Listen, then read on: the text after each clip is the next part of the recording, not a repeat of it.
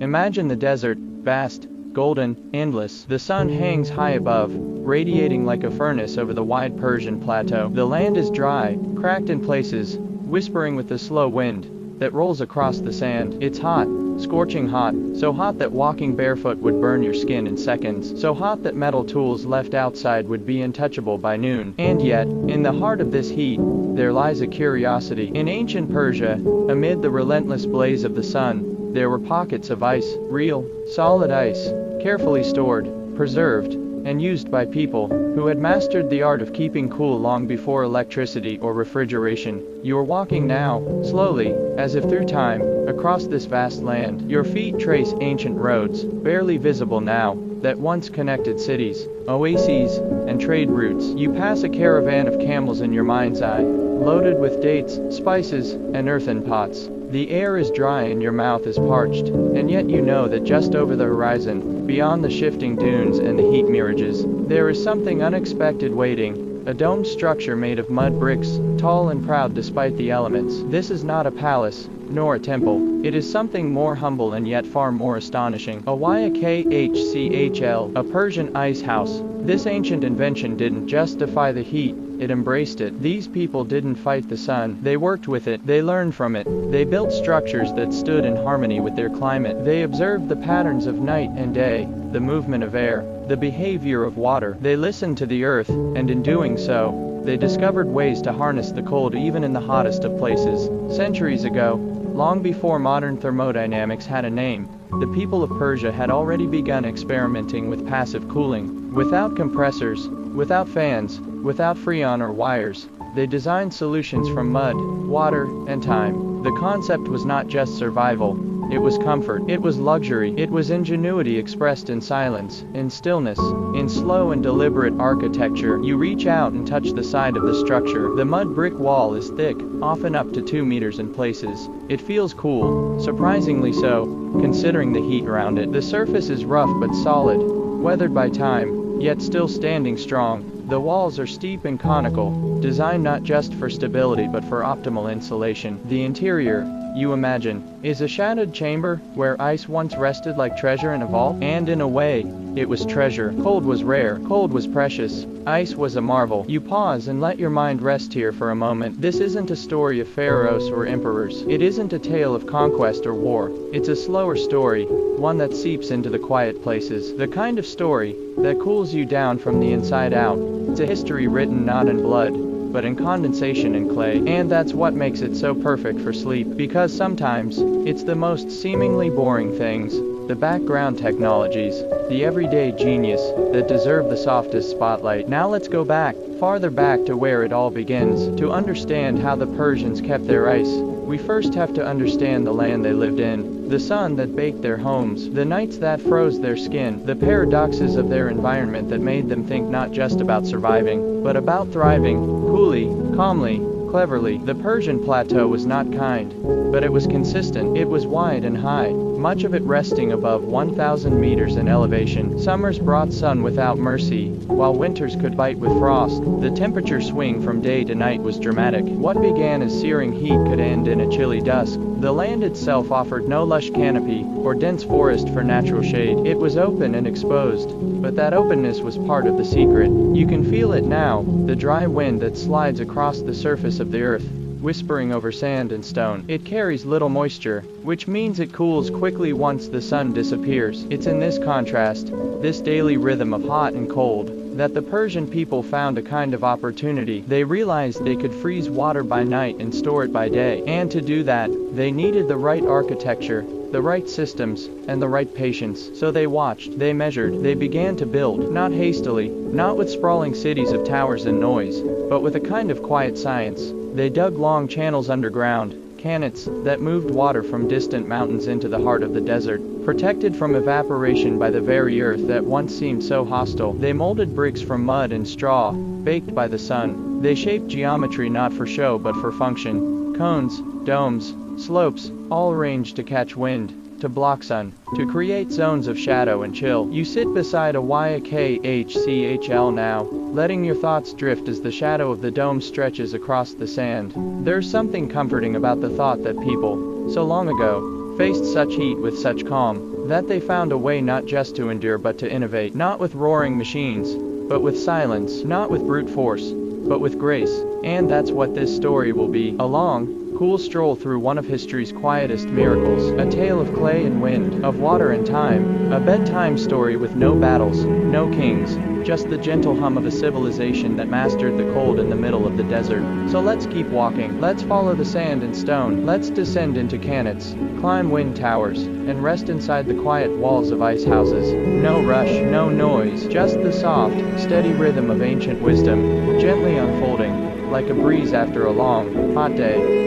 Now that your feet are planted in the arid soil of the Persian plateau, feel the ground beneath you, sun-baked, cracked, and stubborn. This place, stretching across much of modern-day Iran, Afghanistan, and parts of Central Asia, was not a land that easily gave anything. No dense forests to hide from the heat, no lush lakes to lounge beside, no forgiving skies filled with soft rain. It was a land of extremes, towering mountains slicing the horizon, open basins soaking in the sun, and plains that rolled endlessly into mirages. The Persian plateau stood high above sea level, often between 1,000 and 1,500 meters in elevation, and this height made all the difference. During the day, the sun bore down mercilessly, turning stones hot enough to fry eggs, and drying every ounce of moisture from the soil. But at night, that same elevation meant the heat slipped away quickly, leaving the air dry, crisp, and cold. This daily temperature swing, sometimes up to 30 degrees Celsius, created the perfect backdrop for a culture that would come to master both ends of the thermometer.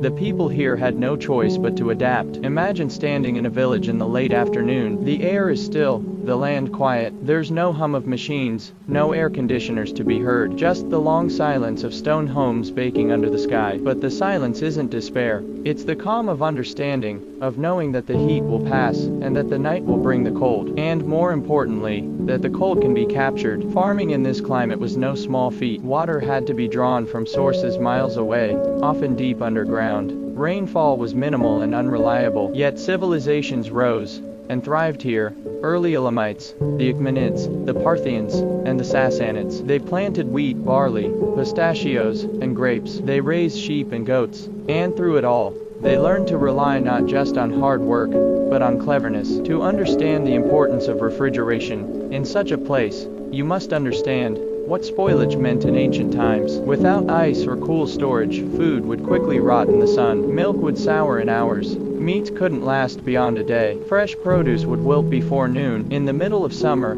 preserving food was not a convenience, it was a lifeline. And this wasn't a region where people could afford waste. Every drop of water, every handful of grain, mattered. Now picture yourself walking through one of these ancient settlements. The walls are built of thick adobe, insulating against both heat and cold. Rooftops are flat, some with shaded overhangs, where people escape the afternoon sun. And near the edge of the settlement, rising like a quiet sentinel, is a Yakhchal. Its curved shape graceful, almost solemn. You've passed it before, but only now do you start to notice how it sits in a low depression in the ground, perhaps shielded by surrounding walls.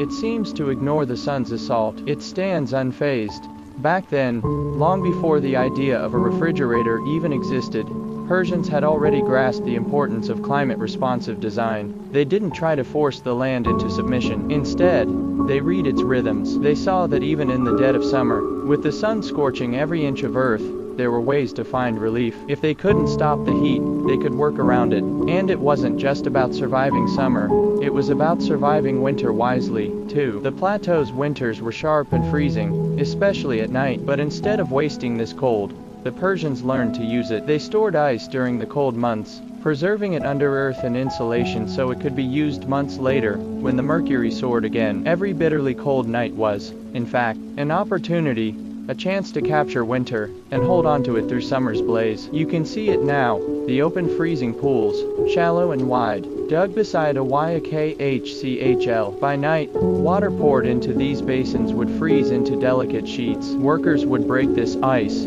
carry it into the domed structure, and stack it carefully, layer upon layer. sometimes separated by straw or ash.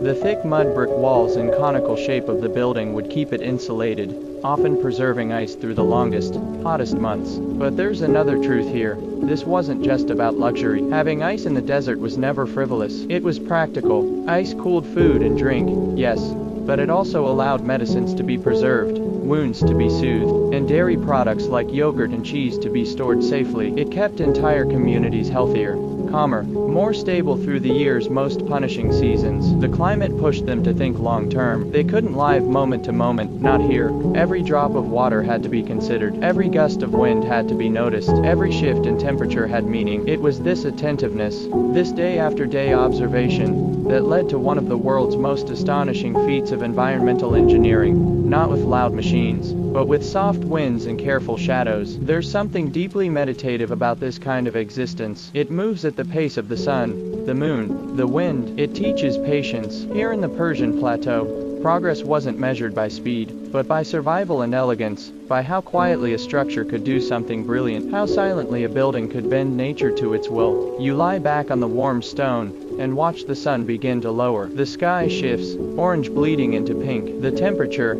as always, begins to fall. The air changes, just slightly, but enough to notice. You know now that this is the moment the ancients waited for. Soon, ice would begin to form in the open-air basins. Soon, the desert would give up its heat, and offer its precious, fleeting cold. This is how the Persians lived, and how they learned to master their brutal, beautiful homeland. And tomorrow, they would do it again, calmly, quietly, with an eye on the sky and a hand in the earth.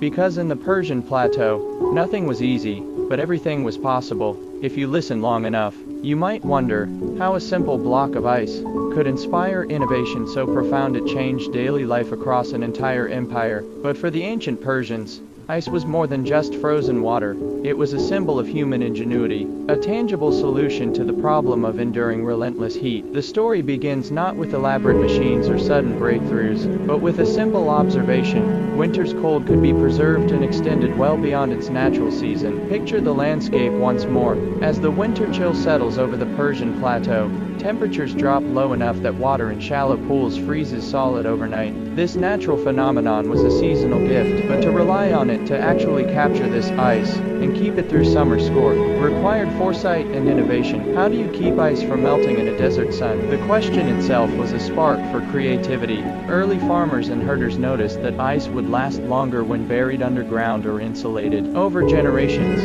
they refined these observations into architectural solutions. Instead of ice melting away with the heat, it was stored in purpose-built structures designed to protect it. This journey, from simple ice collection to the invention of the Yakhchal, is a story of incremental progress. At first, communities likely dug pits in shaded areas, or inside homes to hold ice, layering it with straw or sawdust for insulation. As understanding grew, so did the ambition. Why stop at pits when entire buildings could be designed to store ice and keep food cool? Why not harness the environment's natural forces instead of fighting them? This drive to solve a basic survival challenge is the essence of innovation. It didn't spring forth fully formed. It was a slow, deliberate process of trial and error, guided by experience and necessity. Ancient Persian engineers observed wind patterns, humidity, soil qualities, and thermal properties, then experimented with various designs. The Yakhchal's iconic dome shape, for example, is no accident. Its smooth curves minimize surface area exposed to the sun while maximizing interior volume. Thick walls made of special mud bricks,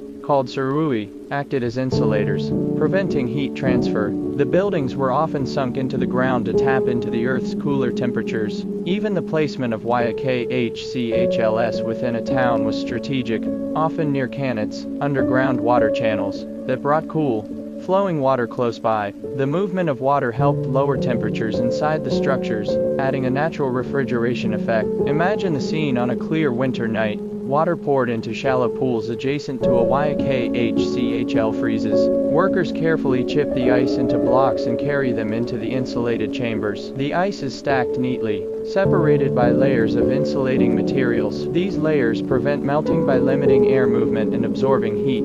The construction materials themselves were innovative. The surui mixture was made from sand, clay, egg whites, lime, goat hair, and ash, a recipe creating a waterproof, durable, and thermally insulating mortar. This combination allowed the thick walls to resist heat infiltration during the day and preserve cold inside. The entire system, basins for freezing, cannons for water, wind catchers for airflow, and the Yakhchal for storage, worked in harmony. It was an early form of passive refrigeration, harnessing environmental physics without mechanical input, and this concept would inspire generations, not only in Persia but across the world. The practical benefits were enormous. Ice wasn't just a luxury for the elite, it was essential for preserving food, medicines, and comfort. Dairy products, such as yogurt and cheese, which spoil quickly in heat, could be stored longer. Fruit and meat lasted through the hot months. Cool water was available to soothe thirst and help fight heat exhaustion. This innovation also impacted culture and society. The availability of ice and cool food made social gatherings more pleasant, encouraged hospitality, and became a mark of status and sophistication. Imagine the delight of sharing cold drinks or desserts on a sweltering summer day,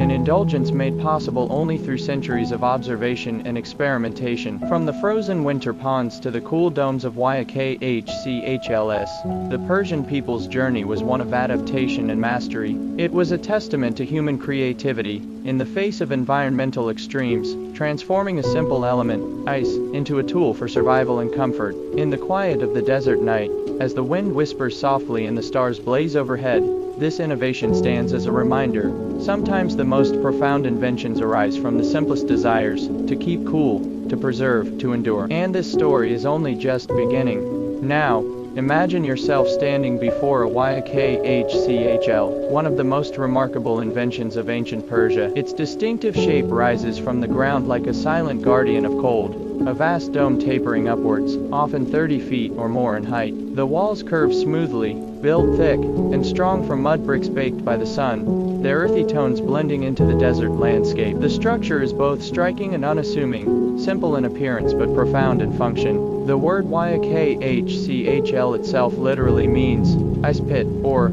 ice reservoir in Persian, and it served as a refrigeration system long before electricity or mechanical refrigeration ever existed. These ancient ice houses were designed to store ice harvested in winter and keep it cool through the hot, dry summer months. The technique was ingenious, combining architectural mastery with a deep understanding of climate, materials, and physics. Step inside the cool shadow beneath the dome, and you'll find a vast subterranean chamber, often reaching several meters below the surface. This chamber is where the ice blocks were stored, stacked neatly and insulated from the outside heat by thick walls and layers of straw or other insulating materials.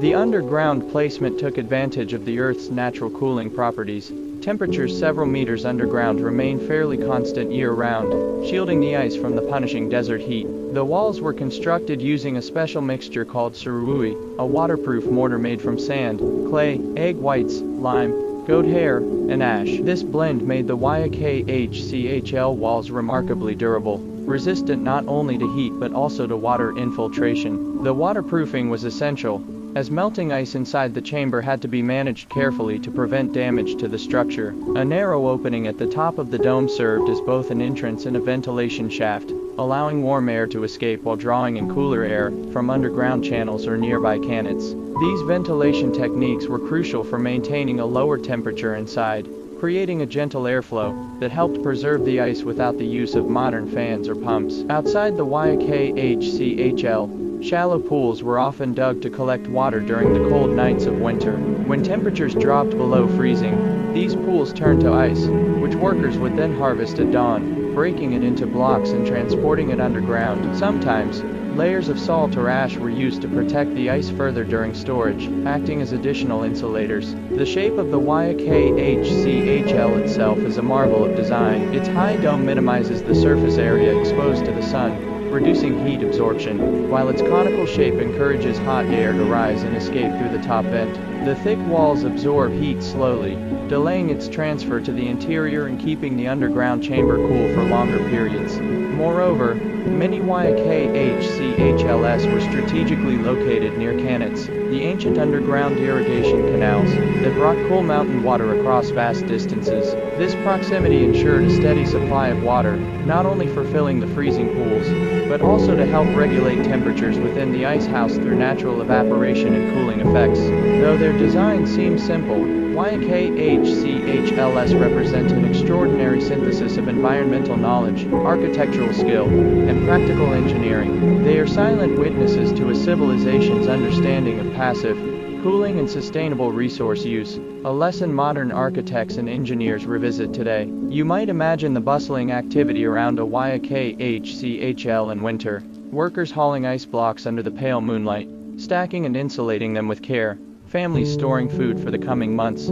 travelers stopping to drink cold water, grateful for the relief in the desert heat. And when summer arrives, the YKHCHL quietly performs its magic, keeping ice intact for weeks or even months, a cold heart beating beneath the warm earth. This was not just storage, it was a lifeline. In the stillness of the desert night, the YKHCHL is more than architecture, it's a symbol of hope, patience, and human resilience. It embodies a promise that no matter how harsh the sun, cold could be found, held, and shared. As you step back into the warm air, feeling the heat on your skin again, you carry with you the quiet awe of this ancient ice house. Its story unfolds gently, like a cool breeze through the desert sands, a calm counterpoint to the relentless heat above. This is the heart of the Persian ice story, a structure born from necessity, refined by wisdom, and preserved through centuries, a testament to the power of human ingenuity in the face of nature's extremes. And so, with the YKHCHL standing tall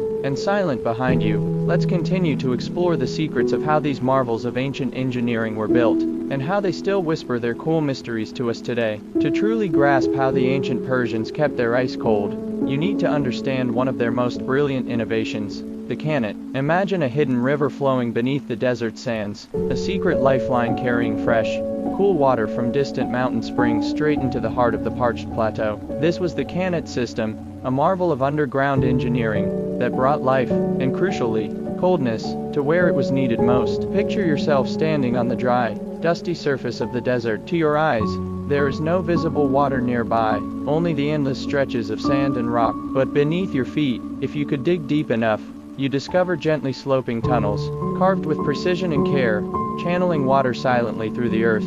These tunnels, Kanats, were dug by hand, a task of immense labor and patience, stretching sometimes for kilometers from mountain aquifers to lowland settlements. Why build water tunnels underground? Because the heat of the sun evaporates surface water quickly in arid climates. By moving water beneath the surface, the Persians prevented evaporation, ensuring a steady supply of fresh water year-round. The coolness of the underground aquifers also helped moderate the temperature of the water as it emerged, making it perfect for the needs of YKHCHLS in daily life.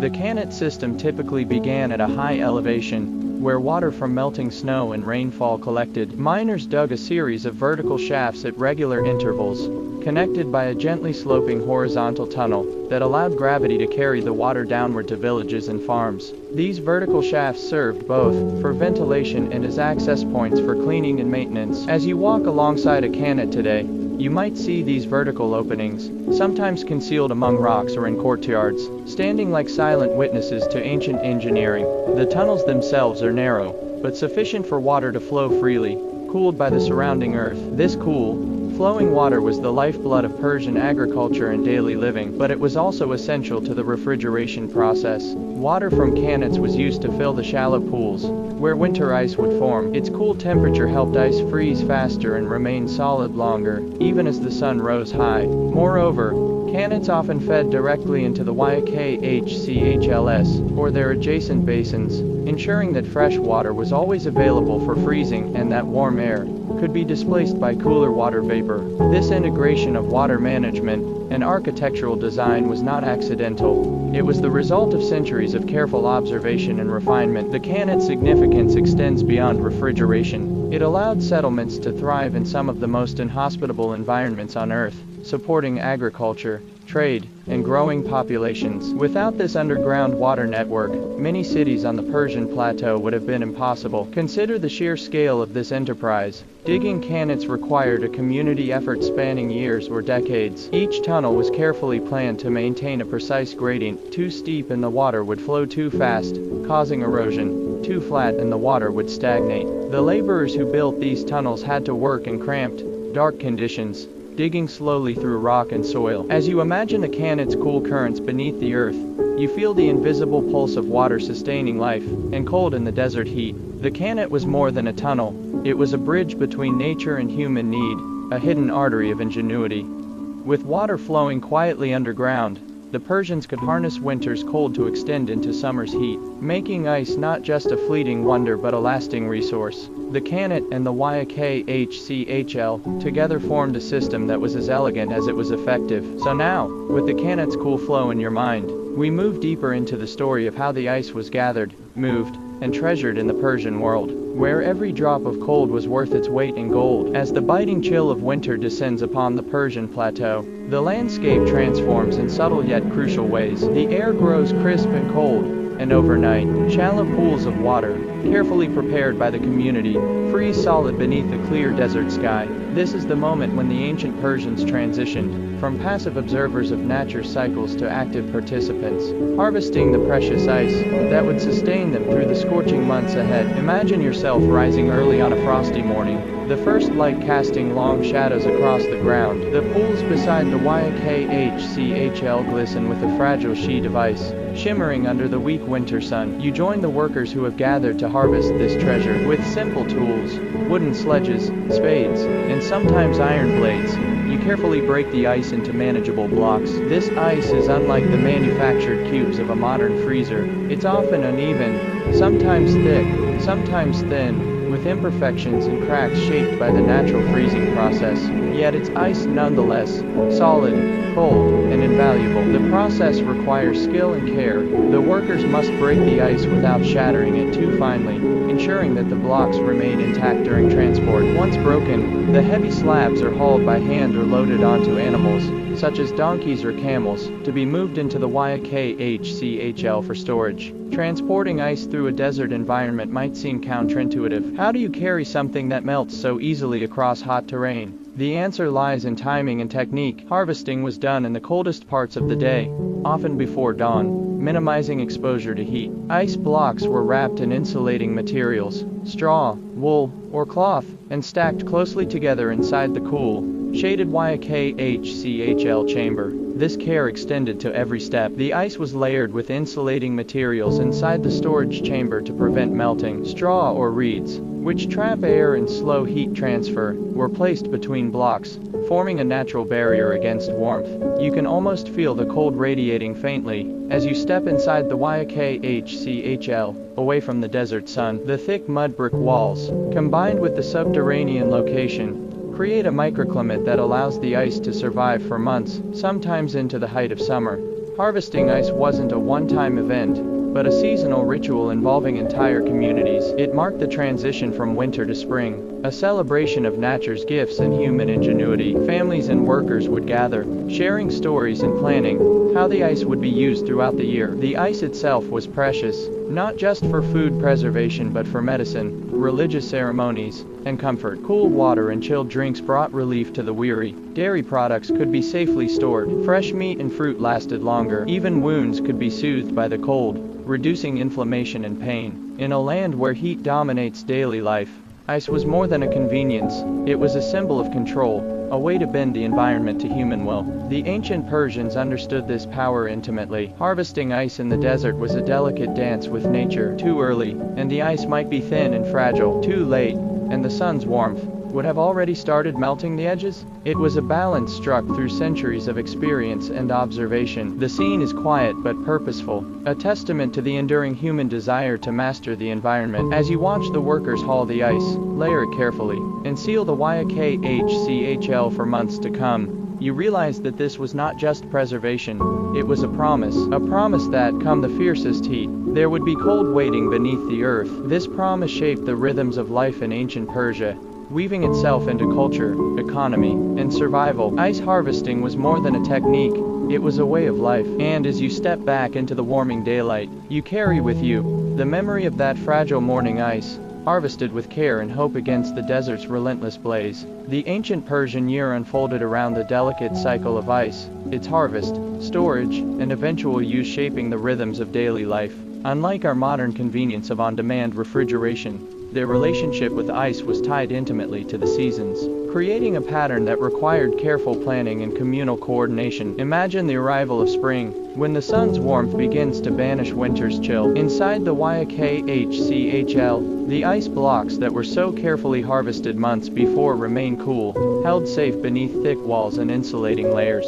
These frozen stores are precious reserves, gradually drawn upon as the days grow hotter. As you live through these months, you sense how the availability of ice dictates what is possible. Farmers can store perishables longer, merchants can transport food over greater distances, and families can enjoy rare cool drinks during the midday heat. Ice isn't endless, it's a finite resource carefully rationed through the summer. The time perishable food was consumed or preserved early, medicinal uses were prioritized, and social gatherings with chilled refreshments became markers of celebration. By autumn, the Yakhchals ice stores were nearly depleted, and life adjusted accordingly. Fresh ice would not arrive again until the next winter's cold. This seasonal ebb and flow influenced not only household routines, but also economic activities, trade cycles, and cultural practices. For instance, markets and festivals often coincided with the period when ice was most plentiful. The ability to offer chilled treats, or preserved foods enhanced hospitality and social bonds. Even poetry and art sometimes referenced the preciousness of ice,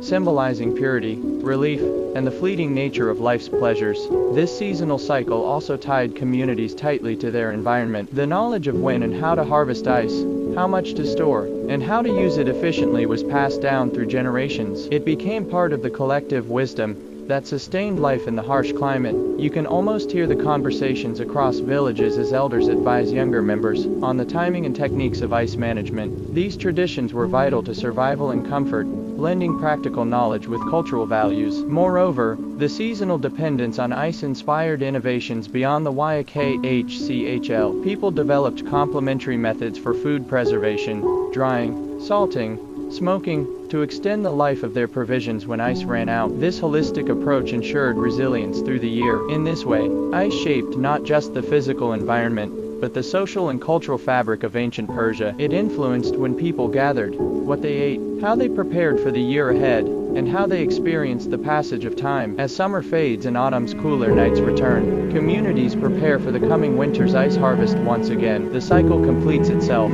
a continuous dance between nature's rhythms and human adaptation. Living with these cycles demands patience and respect for the environment, qualities deeply embedded in Persian society. It's a reminder that the greatest innovations often arise not from domination of nature, but from harmony with it. So, as you follow this seasonal dance, you begin to understand that the story of ancient Persian ice is not just about cold storage, it's about time, community, and the enduring balance between human need and nature's gifts. In the ancient Persian world, ice was more than a practical tool.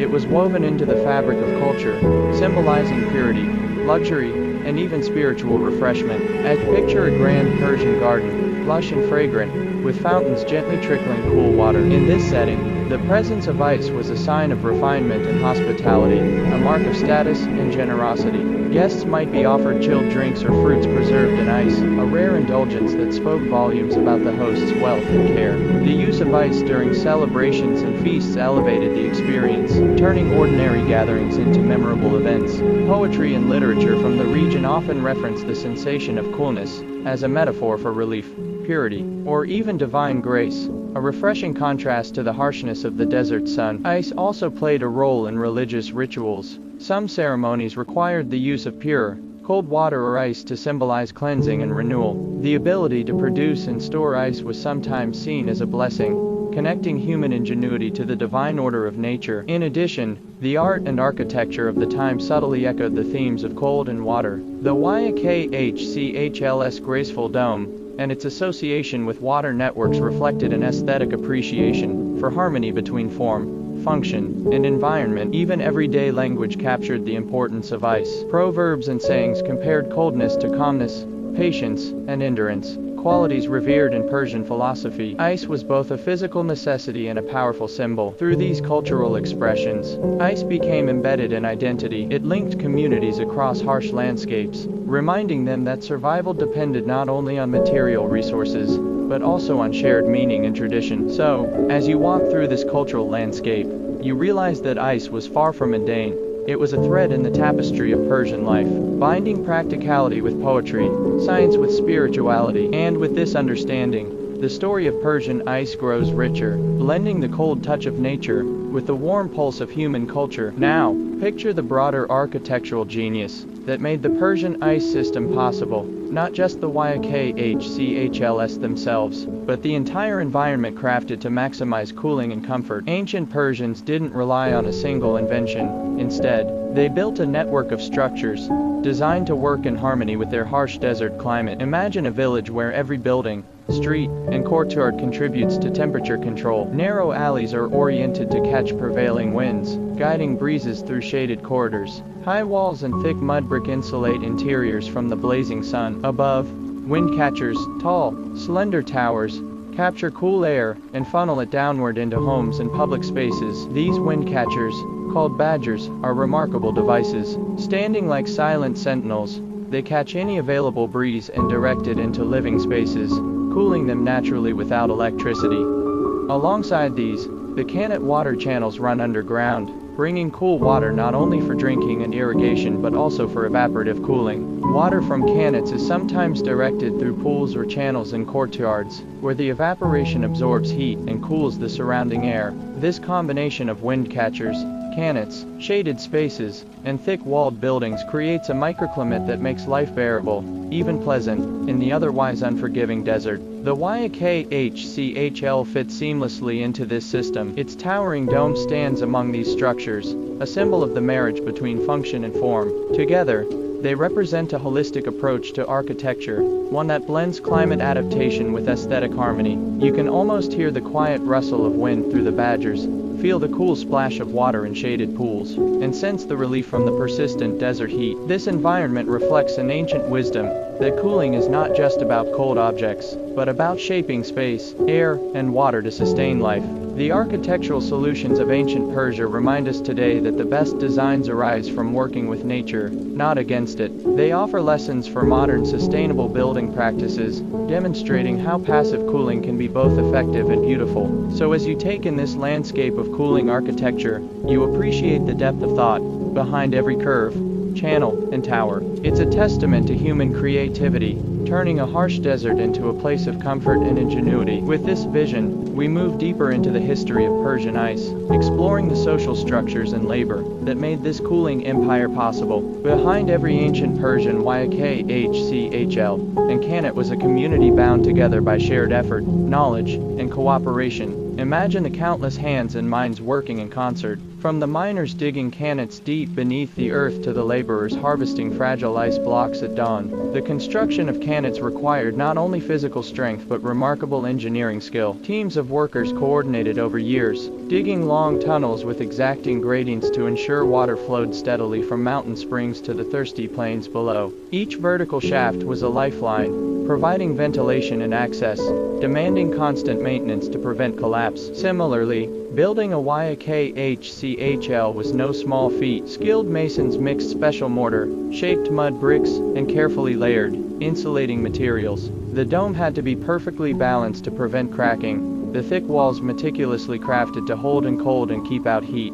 Harvesting ice itself was communal work. During the brief winter nights, workers gathered in freezing temperatures to break ice from shallow pools, wrap it in insulating straw, and transport it quickly to storage before the rising sun could melt their precious cargo. This was often dangerous and exhausting work, requiring endurance and coordination. The value of ice made these efforts worthwhile. In many villages, the arrival of ice harvest season was a time of collective purpose, where survival depended on cooperation. Sharing techniques, maintaining Kanats, and distributing ice fairly were essential for community well-being. Leadership and knowledge passed down through generations ensured that these systems thrived. Specialized roles, engineers, masons, laborers, and overseers, worked in harmony, each contributing expertise. Oral traditions preserve the wisdom needed to manage resources and adapt to changing conditions. Women and children played roles too, supporting tasks like preparing insulating materials or tending to water channels. The entire social fabric was interwoven with the rhythms of ice production and storage. You can almost hear the steady rhythm of work, tools chipping stone, voices coordinating tasks, animals bearing loads. As these communities sustained life in the desert through shared labor and ingenuity, this collective effort reveals a deeper truth. Ancient Persian refrigeration was not just about technology, but about people, about how human cooperation turned natural resources into a foundation for civilization. And as you reflect on this human story, the cold ice beneath the desert takes on new warmth, a symbol of community, resilience, and shared hope. With this understanding, we now explore how Persian ice technology influenced other cultures and spread across time and space. The brilliance of ancient Persian ice preservation did not remain confined to the desert plateau. Its influence rippled outward, touching neighboring civilizations in far-flung lands. Imagine traders, travelers, and emissaries carrying stories and blueprints of Yakhchals and canads across vast routes, sparking inspiration and adaptation. As you picture bustling Silk Road caravans moving between Persia and distant empires, you realize how knowledge flowed alongside silk, spices, and precious metals. The methods of underground water channels and ice storage intrigued engineers from Mesopotamia to India and even the Mediterranean. In regions with similar climates, arid, hot, and dry, Persian refrigeration techniques found fertile ground. For example, in parts of India, water management systems borrowed elements of Kanat design, while ice storage ideas blended with local traditions to preserve food and medicine. Even in ancient Rome and Greece, while ice harvesting was known, the efficiency and integration of Persian methods offered new perspectives. Roman authors sometimes marveled at Persian cooling techniques, recognizing them as marvels of engineering. Moreover, the underlying principles of passive cooling, water management, and insulation resonated with many cultures seeking to tame their own harsh environments. Adaptations varied depending on local materials and needs, but the essence of Persian innovation, the clever harnessing of nature, remained. Over centuries, this cross-cultural exchange enriched architectural and engineering practices worldwide. The concept of using thick, insulating walls, domed structures, and underground water channels echoed in designs from North Africa to Central Asia. Trade and conquest sometimes brought Persian engineers into contact with other empires, enabling direct transmission of knowledge. The preservation of texts and oral traditions ensured that these ideas were not lost, but evolved over time. You can imagine scholars and builders poring over manuscripts, experimenting with materials, and adjusting designs to suit their environment, all tracing a lineage back to the Persian ice masters. This legacy reminds us that human ingenuity is often a shared treasure, passed from one culture to another, shaped by countless hands and minds over generations. As you reflect on this diffusion of knowledge, the story of Persian ice technology becomes a bridge, connecting civilizations through the universal desire to master nature's extremes. Next, we delve into the eventual decline of these ancient systems, and how modernity transformed their use and perception. As centuries passed, the once thriving Persian ice systems began to wane, influenced by shifting climates, political changes, and emerging technologies. Imagine the gradual fading of the Yakhchals' prominence, their domes weathering time as new refrigeration methods began to take hold. The Kanat networks, the veins of Persian water supply, faced neglect in some regions due to war, population shifts, and the expense of maintenance. Without constant care, tunnels collapsed, water flow diminished, and the lifeblood of the Yakhchal system weakened. Simultaneously, new inventions like mechanical ice production and, much later, electric refrigeration began to alter how societies preserved food and cooled their environments. These innovations brought convenience and scale that ancient methods could not match. As modern technologies spread across Iran and surrounding areas, the cultural and practical importance of traditional ice harvesting diminished. Yakhchals, once central to community life, became relics, impressive monuments to ingenuity but less vital for survival. Yet, some communities maintained these systems, adapting them or using them alongside modern methods. The resilience of ancient architecture and knowledge persisted in pockets, a testament to their lasting value. The decline also sparked renewed interest in preserving and studying these structures, recognizing their historical and architectural significance. Today, many Yakhchals and Kanats are UNESCO-listed sites, admired for their sustainable design and cultural heritage. This transformation from necessity to heritage reflects broader changes in society, how technology reshapes daily life and how the past informs the future. As you imagine the rise and fall of these ice systems, you see a cycle: human creativity responding to need, flourishing, then evolving with time. In the next section, we'll explore modern efforts to revive and learn from these ancient cooling techniques. In recent decades, a growing awareness of environmental sustainability and cultural heritage has sparked renewed interest in ancient Persian ice technologies. Imagine architects, engineers, and environmentalists studying the ruins of Yakhchals and Kanats, eager to uncover time-tested solutions to today's climate challenges. Modern sustainable design increasingly looks to passive cooling, using nature's forces without energy-hungry machines. The principles behind Yakhchals, the thick insulating walls, subterranean storage, and strategic airflow, resonate deeply with contemporary green architecture. Projects in Iran and beyond have begun to restore and even replicate Yakhchals, integrating them into ecotourism, education, and community cooling systems. These efforts highlight how ancient wisdom can inform modern needs, reducing reliance on electricity and fossil fuels. Additionally, Kanats have been rediscovered as vital for sustainable water management in arid regions, offering low-impact irrigation and drinking water solutions that respect the environment. You can envision workshops where craftsmen and scientists collaborate, blending traditional materials with modern techniques to create buildings that breathe, store cold naturally, and honor cultural legacy. This revival underscores a powerful lesson: the past holds keys to the future. By embracing ancient methods adapted for modern contexts, societies can tackle climate challenges with innovation grounded in history. As you consider this renaissance, the Persian ice story expands beyond antiquity, becoming a living dialogue between yesterday and tomorrow. Next, we'll look at how these technologies intersected with Persian daily life, from food to medicine to leisure. Imagine stepping into an ancient Persian home during the hot summer months. The air inside feels cooler, a refreshing contrast to the blazing sun outside, thanks largely to the precious ice stored deep within the Yakhchal. This ice was not just an industrial or agricultural tool, it touched every part of daily life.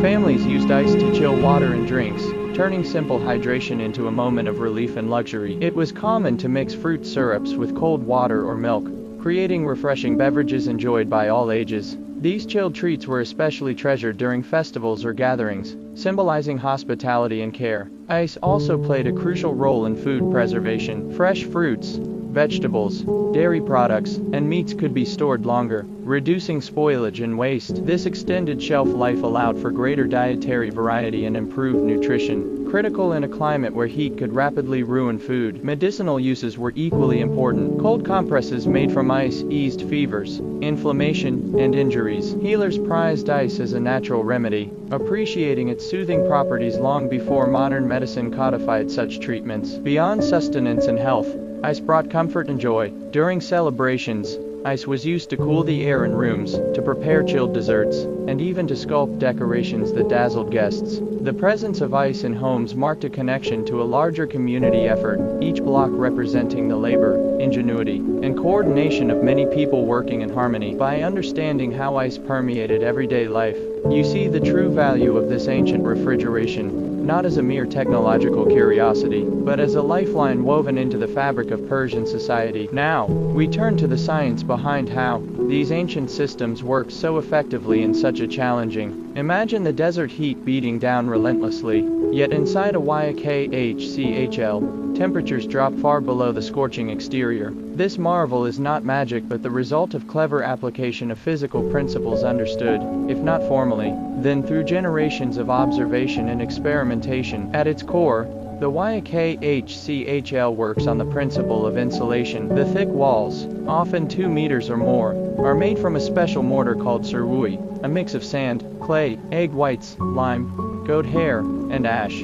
This composition is not just sturdy but remarkably impermeable to heat and moisture, keeping the cold locked inside and preventing ice from melting. The conical dome shape helps minimize the surface area exposed to sunlight and hot winds. Its height catches cooler air higher up, creating a temperature gradient inside that encourages cold air to settle at the bottom where the ice is stored. During cold winter nights, water would be poured into shallow pools or channels outside the Yakhchals, freezing naturally under clear skies.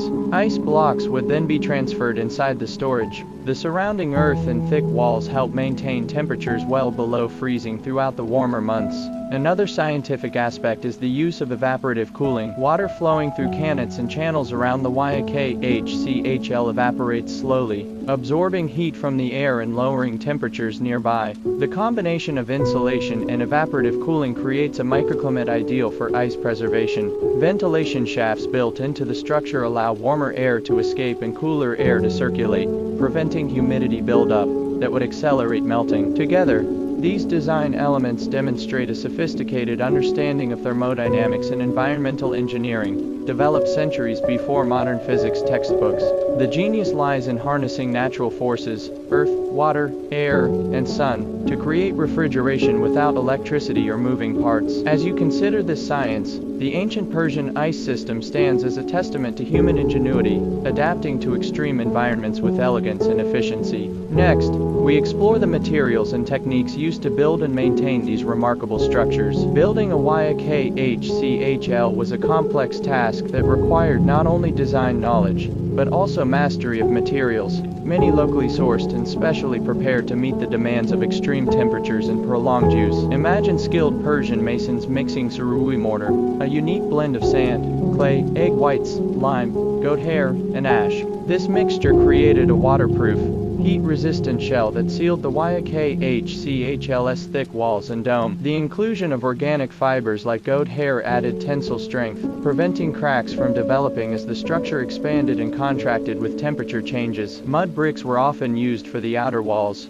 chosen for their insulating properties and availability. These bricks were baked to hardness, then layered with surui for protection. The combination formed a resilient barrier, protecting the precious ice inside from the relentless sun and dry desert winds. The dome itself was carefully shaped to be structurally stable while minimizing surface exposure. The interior walls sloped inward, directing any condensation to fall away from the ice storage area. This prevented moisture buildup, which could accelerate melting or damage the stored ice. Construction required precise craftsmanship. Layers had to be uniform, mortar mixed to exact consistency, and the dome aligned perfectly to avoid weaknesses. Laborers and builders worked seasonally, often during cooler months, to prevent damage during the curing process. Maintenance was ongoing. Cracks and erosion caused by wind and sandstorms needed timely repair. Workers reapplied surui layers and replaced damaged bricks to ensure the Yakhchal remained airtight and effective. The building process was both an art and a science, blending empirical knowledge with hands-on skill. Master builders passed techniques through apprenticeships, preserving these secrets over generations. By understanding these materials and methods, you appreciate how the Yakhchal was more than a storage space. It was a living structure, cared for as an essential part of community life. With the physical structure understood, we now turn to the social customs and festivals that celebrated ice and cooling. Imagine ancient Persian villages gathering to celebrate the arrival of winter, when the first ice would be harvested under clear, chilly skies. Ice was not only a practical resource, but a symbol of life, renewal, and communal harmony, inspiring customs and festivals that punctuated the year. One such celebration involved the communal harvesting of ice from shallow pools or cannon-fed basins. As dawn broke, villagers would work together, breaking the ice into blocks with wooden mallets and carefully wrapping them in insulating straw. The air buzzed with laughter, songs, and rituals thanking the natural forces that allowed ice to form despite the desert surroundings. These festivals often coincided with other seasonal events, such as the Persian New Year, Nowruz, linking the themes of renewal and sustenance. Offering guests chilled drinks or treats made from preserved fruits was a gesture of hospitality and abundance. Children played with small pieces of ice, delighting in the rare sensation of coldness, while elders recited poetry and told stories about the ice's origins, embedding the practice in cultural memory. In some regions, ice was used in religious ceremonies symbolizing purity and cleansing. The coolness was thought to refresh the spirit and body, preparing participants for spiritual renewal. Additionally, these customs reinforced social bonds. Sharing ice and its products was an act of generosity, reminding all that survival and comfort depended on cooperation. Through these festivals and customs, ice transcended its physical utility, becoming a touchstone of identity, joy, and gratitude in Persian communities. As the seasons cycled, the rituals around ice reminded everyone of nature's rhythms and humanity's place within them. Next, we will explore how Persian ice influenced art, literature, and poetry, reflecting its deeper cultural significance. Physical structure understood. We now turn to the social customs and festivals that celebrated ice and cooling. Imagine the cool, crisp sensation of ice becoming a metaphor in Persian poetry and art, symbolizing purity, beauty, and the fleeting nature of life. Ice, so vital in daily existence, also found its way into the rich tapestry of Persian culture, inspiring countless expressions of creativity. In classical Persian poetry, references to ice often evoke contrasts between the scorching desert heat and the refreshing cold. Between passion and restraint, poets like Hafez and Sa'di used the imagery of ice and snow to describe purity of heart, the chill of longing, or the clarity of truth. Miniature paintings from the era sometimes depicted scenes of lavish feasts, where ice blocks chilled wine and fruit, illustrating not only wealth but the mastery of nature.